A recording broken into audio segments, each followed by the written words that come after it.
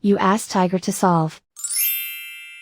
This deals with linear equations with one unknown. The final result is x equals 22. Let's solve it step by step.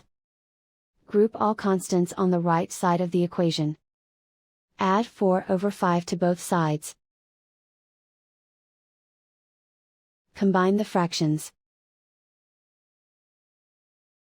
Combine the numerators. Reduce the zero numerator. Simplify the arithmetic. Find the lowest common denominator. Multiply the denominators. Multiply the numerators. Combine the fractions. Combine the numerators.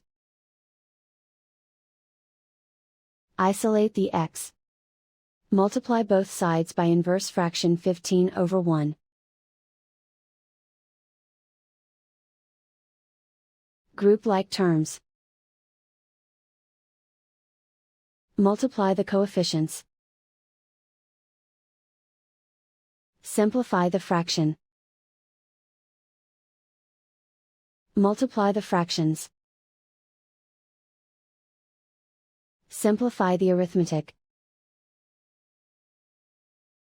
And so the final result is x equals 22.